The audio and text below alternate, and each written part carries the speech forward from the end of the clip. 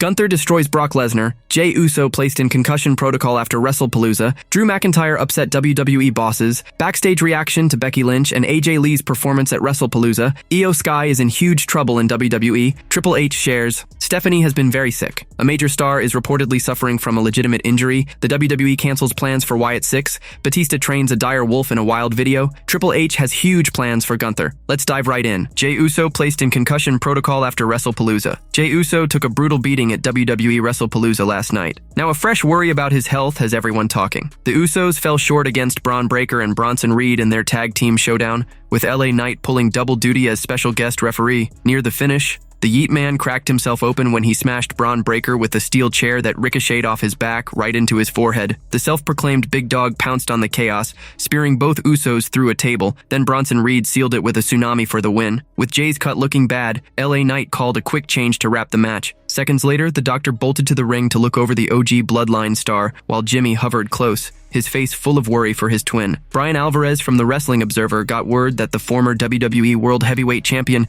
is now in concussion protocol. Still, no one's sure if it's a real knock to the head. Jay busted himself open, he hit Braun with the chair, and it bounced off Braun's back and split him 6 ways from Sunday, he writes. He's in concussion protocol, which is a requirement after any injury like this. After the wild finish last night, the bad blood between the Usos and the Brauns feels like it's just getting started. That said, Jey Uso has made it clear he wants Jimmy to shine on his own. In a chat on ESPN, the Yeet Man opened up about his twin chasing solo gold. It'd make my heart just filled with joy, man. Big E was down in FCW when we first got down there. He was down there already, so I low-key learned the game from both of them, our style. But I think my brother deserves a singles championship, and he's gonna get it. Whether it be this year or next year, Big Jim is him. He's really him. With WWE Crown Jewel coming fast, it'll be a nail-biter to see if Jey Uso gets the all-clear to step back in the ring for the next premium live event in Australia. Drew McIntyre upset WWE bosses. WWE Wrestlepalooza was another tough break for Drew McIntyre, so close to glory, but still empty-handed. Wrestling vet Jonathan Coachman weighed in on the show and dropped a possible reason for the Scotsman's string of losses. In the main event, Cody Rhodes held on to his undisputed WWE Championship against Drew McIntyre. The Scottish Warrior pushed the American Nightmare to the edge, but his leg buckled in the final moments, costing him the match. McIntyre's been chasing that top title without luck since WrestleMania 40. His Wrestlepalooza defeat left some fans and old-school voices upset. Former WWE commentator Jonathan Coachman took to X, calling the show a pumped-up SmackDown and saying Triple H fell short on his big promises. Triple H promised a bunch of surprises tonight at Wrestlepalooza, and we got 2. 1. Paul Heyman introduces Brock 2. Stephanie McMahon finds out she is being inducted into the WWE Hall of Fame. Do you think ESPN is happy with that as their first show? I thought they were going to have run-ins, legit surprises. No Roman, no Randy, no Rhea, no Bianca, no Charlotte. I would have had all stars on deck. Felt like a glorified SmackDown to me. Coachman threw out a guess that McIntyre might have rubbed WWE higher-ups the wrong way, explaining why he's been stuck dropping every major match. And what has Drew McIntyre done to pee off the bosses? He is one of my favorites and what every superstar should aspire to be and look like, and he has been losing every big match for 2 years. For now, Drew McIntyre seems out of the championship hunt. In the Wrestlepalooza post-show, Cody Rhodes went nose-to-nose with World Heavyweight Champion Seth Rollins. Triple H later confirmed the two will clash for the Crown Jewel Championship at the Australia Premium Live event next month. As for the Scottish Warrior, he's got to claw his way back up if he wants another shot at Cody Rhodes' gold later on. Fans will need to catch SmackDown next week to see how the saga between these two plays out. Backstage reaction to Becky Lynch and AJ Lee's performance at Wrestlepalooza. Becky Lynch threw down in a wild mixed tag team match at Wrestlepalooza, and new word from Backstage spills how the locker room reacted to her performance. Lynch jumped into Seth Rollins' beef with CM Punk after helping her husband keep his title at Clash in Paris. In the weeks after, the man laid a few slaps on Punk, knowing he wouldn't hit back. That brought AJ Lee storming back a few weeks ago to confront the Women's Intercontinental Champion. This set up a chaotic mixed tag match at Wrestlepalooza, pitting CM Punk and AJ Lee against Lynch and Seth Rollins. The bout delivered all the madness fans hoped for, with Lee locking in the Black Widow to make Lynch tap out. Fightful Select reports say Lynch got major props for her work, with one longtime WWE figure noting that the man has a knack for guiding wrestlers through matches after long breaks, and she nailed it here. Lee clinched the win for her squad with that Black Widow hold. Fightful Select also shared that AJ's return to the ring got a big thumbs up from Backstage. We've heard the Backstage reception to AJ Lee's first match back was very positive. Those that we spoke to in WWE felt she did really well. read the report. AJ Lee had called it quits on in-ring action back in April 2015, citing permanent damage to her cervical spine and having checked off her wrestling goals. She roared back to WWE on the September 5th episode of Friday Night SmackDown to face off with Becky Lynch after those slaps to CM Punk. On Sportskeeda's The Wrestling Time Machine, WWE Hall of Famer Teddy Long shared his take on AJ Lee's comeback. The former SmackDown general manager gave her a shout-out, saying he worked with the ex-Divas champion in her early days and was thrilled to see her back looking sharp. It's very entertaining, I can tell you that right now. And let me say congratulations to AJ Lee. I worked with her when she first broke into business, when she first came in, so I had a chance to work with her a little bit there. So good for her.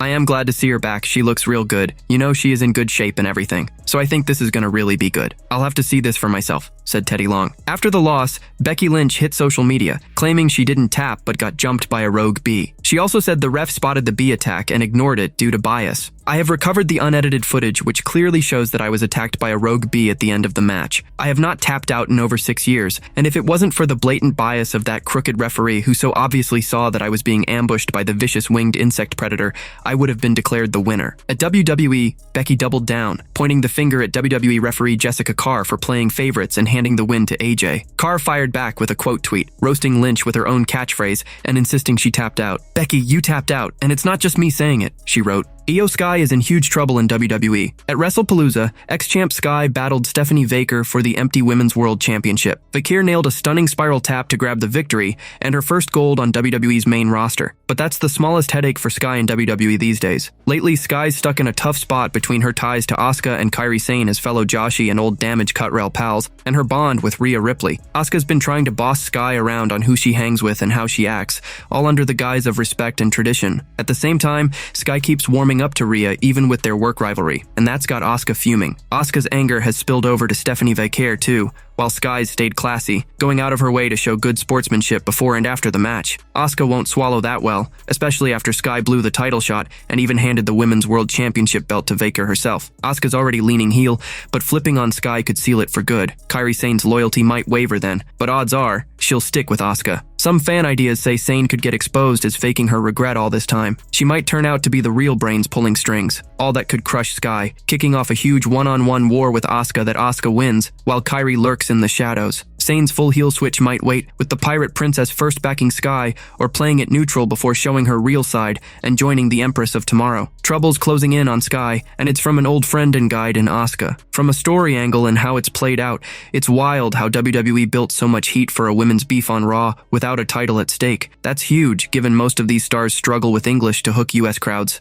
But smart scripts and sharp acting turned it into a gripping little drama series, starring some of the planet's top in-ring aces, no matter the gender or promotion, all tangled in a big Raw tale. The best part? How hooked everyone is, mixing drama, laughs, and maybe a hint of romance, all leading to a blockbuster tag bout at Crown Jewel. Rhea Ripley and Sky's friendship cracked on the road to WrestleMania, but they patched it up soon after, with Sky even offering Ripley a title crack at Evolution. After Naomi's wild Money in the Bank cash-in stole the Women's World Championship in that epic main event, Sky and Ripley got tighter than ever. That's what set Asuka off these last few months. With WWE Crown Jewel hitting Perth, Mommy's bound to shine on the card, since it's champion versus champion night. Ripley won't chase the world title, so the smart play points to a huge tag team clash. Sky and Rhea Ripley against Asuka and Kairi Sane, the Kabuki Warriors. Their group has tons to unpack, especially with Sky still perfect against Ripley. No matter where the plot heads long-term, right now we've got world-class wrestlers lined up for a monster tag 3 weeks out, wrapped in a juicy tale and a sweet friendship with flirty vibes that just amps up the fun for viewers.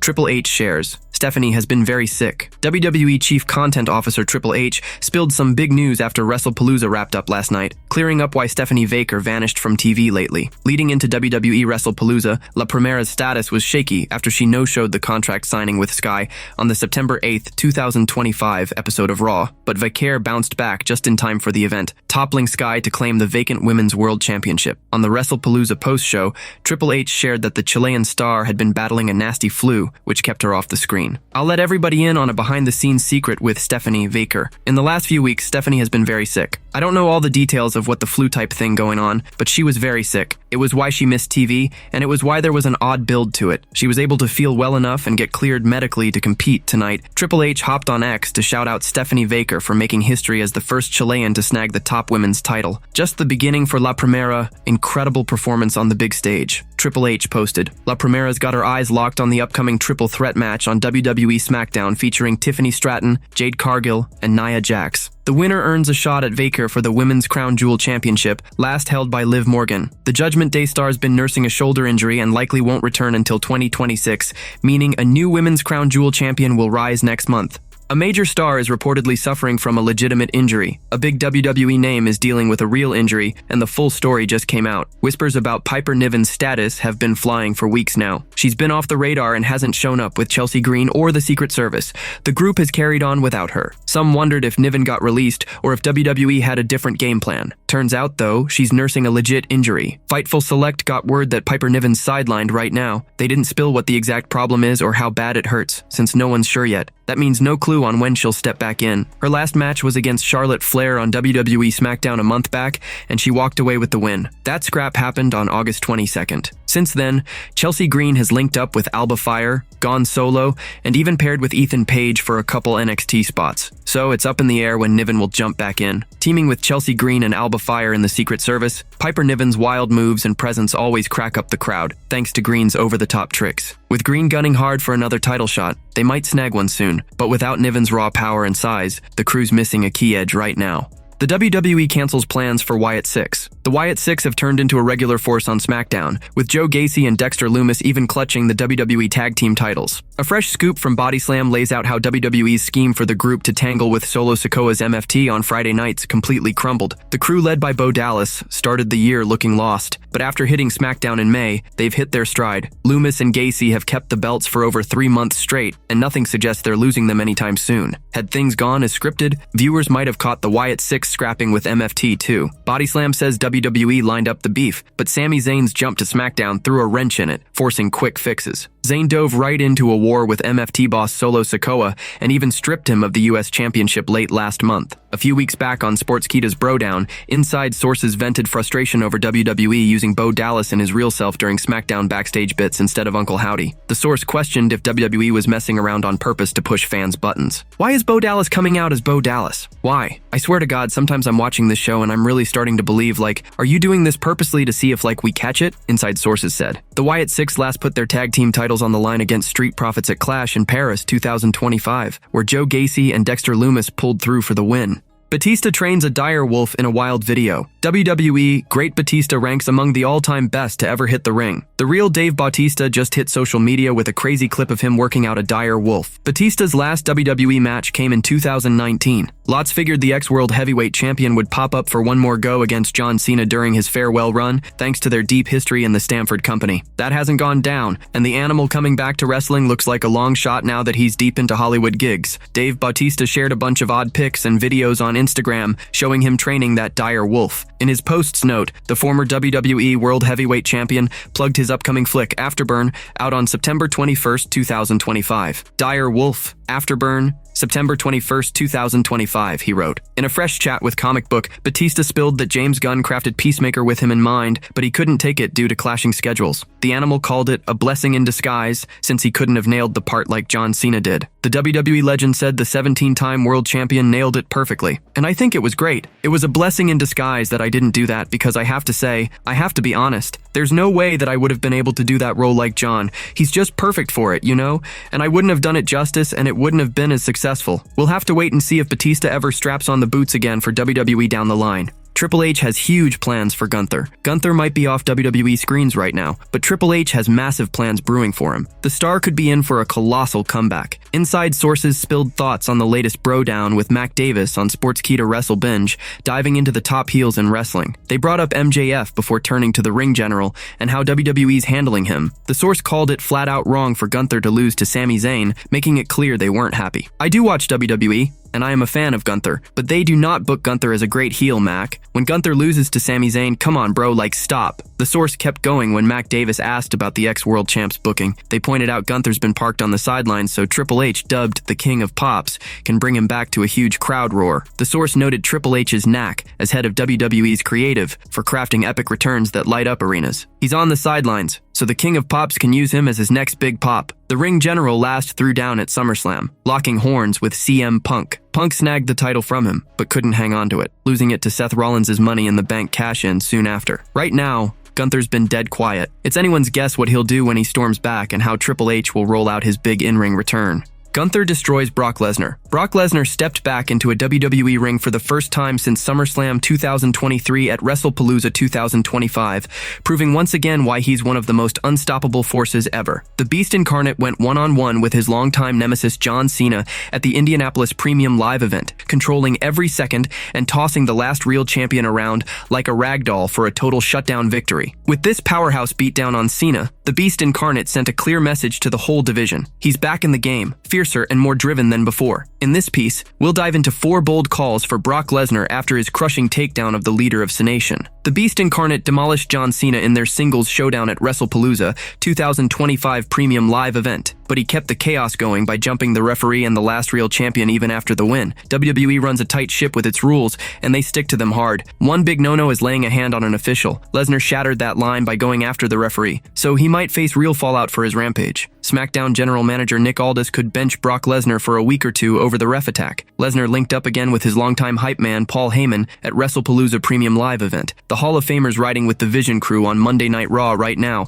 alongside Seth Rollins, Braun Breaker, and Bronson Reed. In a wild turn, Lesnar could slide into the Vision, paving the way for a brutal War Games clash against the Good Guys squad at Survivor Series 2025. Next year, WWE's throwing the Royal Rumble in Saudi Arabia, which promises to be an all-out epic. Brock Lesnar showing up would crank it up even higher. The Beast Incarnate could launch his run for gold and jump into Royal Rumble 2026 to lock down his path to WrestleMania 42. Lesnar was whispered to spark a massive beef with Gunther before getting yanked after his name surfaced in the Vince McMahon-Janelle Grant lawsuit. The ring general dropped his World Heavyweight Championship at SummerSlam 2025 and hasn't been spotted since. He could burst back anytime and ignite that long-awaited war with the Beast Incarnate. On his Not Some Wrestling podcast, WWE analyst Sam Roberts figured Brock Lesnar and Paul Heyman share a tight bond, and that link plus ties to the Vision could let them team up toward the same end, but the Beast Incarnate won't fully sign on with the group. What if now that Brock Lesnar has this connection with Paul Heyman, guess what? It doesn't mean he joins the Vision. He doesn't have to join the Vision, but he could still be a part of this team where it's like Brock Lesnar and the Vision. Brock Lesnar works with Paul Heyman, and Heyman works for the Vision. Paul, Brock, and the Vision have a commonality here, Roberts explained. As wild as the outcome, a fan sign ripping WWE and Brock Lesnar that flashed on screen during the Premium Live event is blowing up online. The sign says, "He shouldn't be here and we all know why," hinting the wrestling giant should have kept the 48-year-old away, given he got named in the Janelle Grant lawsuit against the company, Vince McMahon, and John Laurinaitis. Brock Lesnar made his WWE comeback earlier this year at SummerSlam after sitting out 2 years. He jumped the Cenation leader right after the guy lost his undisputed WWE Championship to Cody Rhodes. By chance, Lesnar had also dropped a match to the American Nightmare at SummerSlam 2023 in his final bout before the big mess sidelined him. On his Hall of Fame podcast, wrestling great Booker T gave his view on Lesnar's return to the promotion after 2 years. The old pro said he was happy Brock cleared the hurdle and could hit the ring again. He highlighted how rough it must have been for the ex-UFC heavyweight champion to handle the silence. "I'm glad he's gotten past this drama, you know what I mean? Because the hardest thing when you're going through drama is just having to sit back and not being able to say anything. I'm glad he's got his name cleared and now he's able to get back in the ring and do what he does best," Booker said. Brock Lesnar's former hype man Paul Heyman rolled him out at WWE Wrestlepalooza. It'll be a thrill to watch if the Beast Incarnate teams up with the Vision down the road.